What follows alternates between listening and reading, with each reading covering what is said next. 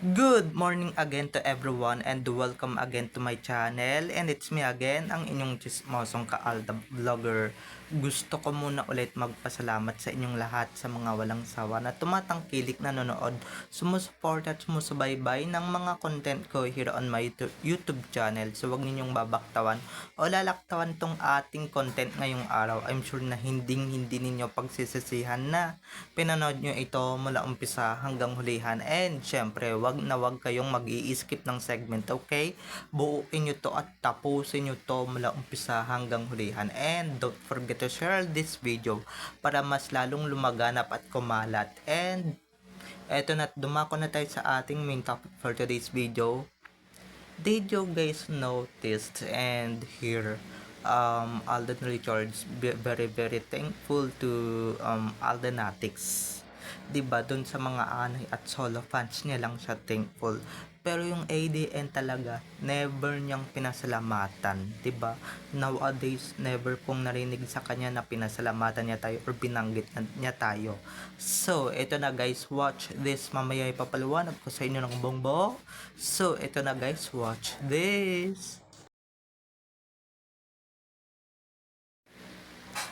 Guys, I'm very disappointed. I'm very disappointed dito sa mga nangyayari, what happened to Alden Richards. Kasi 'di ba, noon o pinapasalamatan niya tayo during their reign sa Aldab, during his reign sa Aldab. Pero nung nagkaroon ng Sorsuela, nagkaroon ng mga drama, 'di ba? Bigla niya tayong 'di ba? Bigla niya tayong nakalimutan, bigla niya tayong hindi naaalala na, bigla niya na lang tayong binabaliwala, 'di ba? Parang hindi worthy talaga yung paghihirap natin, at syempre never niya man lang tayo pinasalamatan, 'di ba? Never siyang nag-thank sa atin, or never niya tayong binanggit sa mga pa-speech niya talaga tuwing birthday niya, anniversary niya, tuwing may event siya or ganap siya. Never niya na tayong binabanggit sa bagay, 'di ba? Sino ba naman yung hindi susunod sa utos ng management niya na never na talagang babanggitin yung Aldab? Kasi yung Aldab patay na nga raw para dun sa mga management nilang dalawa, 'di ba? Kaya 'di ba, maski si Main guys, never niya na tayong binabanggit. Syempre mga utos ng management nila yan, 'di ba? Hawak pa rin talaga sila sa leeg ng kanilang mga management. Kaya wala tayong magagawa kahit nangumawa pa tayo ng dugo dito, kahit nangumawa pa tayo or ano pang gawin natin diyan, kahit na magsirko-sirko pa tayo, wala, hindi talaga tayo babanggitin ng isang Main or isang Alden, di ba? We never heard Alden Richards, and syempre Main Mendoza to be thankful sa atin, di ba? Never na nilang gagawin yan, at never na nilang ilalabas sa mga bibig nyo na salamat ADN, di ba? Salamat out of nation sa suporta, walang sawa ninyong suporta, sa walang sawa ninyong pagmamahal, di ba? Kung noon man ganyan yung ginagawa nila pagka birthday nila, pagka ganito nila, pagka ganyan nila, ngayon guys wala na tayong maririnig, wala na tayong mariringgan, kasi nga utos ng mga management nila dun sa mga hindi nakakaintindi. Kasi ako, I never understand this before, but nung nagkaroon na ng explanation, talagang doon ko na talaga doon na talaga ako naliwanagan na talagang ay, kaya pala tayo hindi pinapasalamatan, at kaya pala hindi tayo binabanggit ng isang Alden, even Main. Kasi nga utos ng mga walang iya nilang management, edi syempre 'di ba, kahit ayaw man nilang sundin, edi syempre mapipilitan na lang nilang sundin. Syempre yun yung nagbibigay sa kanila ng trabaho, 'di ba? Pero yun man, masakit man sa part na yun, 'di ba? Masakit man, nasasaktan man tayo ng emotionally, not physically. Pero masakit din naman yun, 'di ba? Ni kapraso man lang, ni katiting, wala man lang pa-thank you, wala man lang salamat, 'di ba? na kung hindi dahil sa amin, nasan ba kayo? Makakarating ba kayo sa kinalalagyan namin? Ay kinakalagyan ninyo or kinalalagyan ninyo? Di ba hindi? So, ayun lang mga ka-Aldab Nation, medyo nakakatampo lang. And syempre, yung iba dyan, sanay na, di ba? Yung iba dyan, maganda-ganda pa yung utak or maganda pa yung mindset, 'di ba? Maganda pa yung brain cells nila, 'di ba?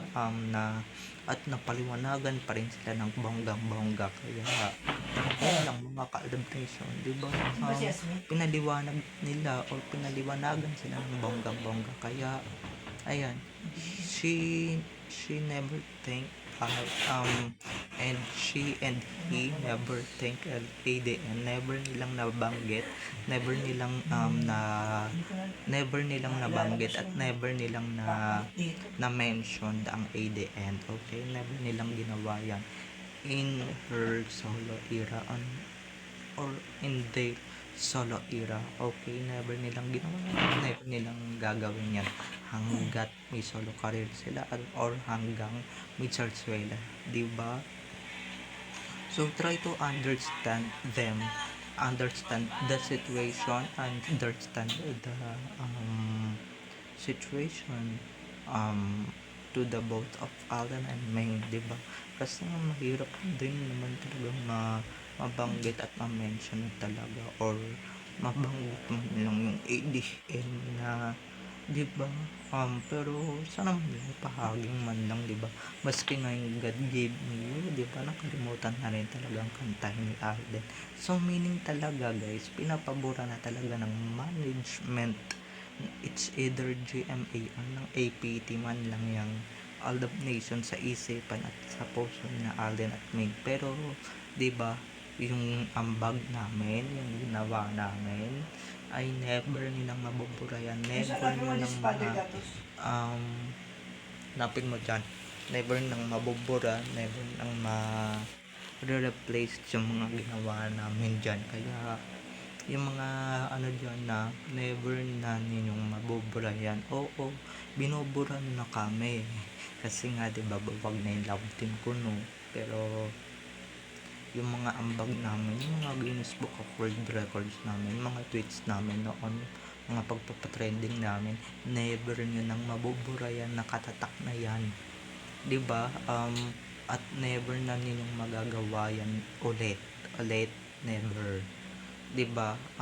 Kahit nasabihin ninyong nakalimutan na kaming banggitin, nakalimutan na kaming i-mention, 'di ba? Nakalimutan na kaming i-treat ng pa-mention man lang, 'di ba? Or pasalamatan man lang yung mga ginawa namin, yung mga ambag namin, never na nilang makakalimutan yan. At kung hindi man kami mabanggit dahil sa utos ng mga walang yung management kayo, pero yung Aldab Nation talaga, hindi man nila mabanggit in or pagsigawan, I'm sure sa mga puso at isip nila talagang nababanggit pa rin nila yan or pinagsisigawan pa rin nila yan, 'di ba? Yung mga solo fans nga nila yung mga solo fans nga nila na walang ambag, yun pa yung pinapasalamatan nila, 'di ba? Dahil nga utos ng management, ganyan kawalang hiya yung mga management nila, 'di ba? Tapos ngayon yung sabihin na mabait yung mga management nila, 'di ba? Ngayon yung sabihin na mga mababait ang mga yan, 'di ba? Kitang-kita naman at utos talaga nila yan, no? Baliwalain tayo, 'di ba?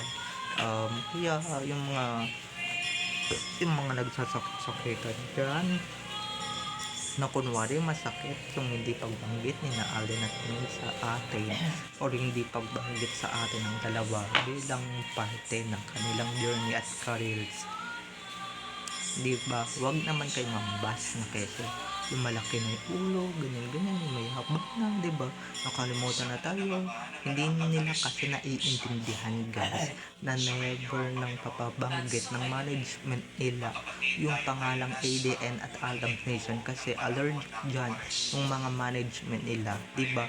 Pero kung sila din naman talaga yung masusunod, sila din naman talaga may hawak, 'di ba? At hindi sila nakatali sa mga management nila or never may silang mahahawakan sa leeg, talagang babanggitin nila tayo, 'di ba? At I'm sure maraming matutuwa diyan, 'di ba? So, babay na mga ka-ADN. I love you all. Have a nice day. Keep safe and God bless everyone. Bye-bye. Enjoy watching. Thank you for watching. And syempre, huwag ninyong kakalimutan guys na mag-subscribe here on my YouTube channel. And syempre, huwag ninyong kakalimutan na i-click ang notification bell para pag nag-upload ako, kayo agad ang unang-unang manonotify sa aking mga susunod pang i-upload na mga videos. Okay? So, babay na mga ka-ADN. I love you all. Have a nice day. Keep safe. And God bless everyone. Bye-bye. I love you all. Enjoy watching. See you on my next videos, everyone. Bye-bye. I love you all.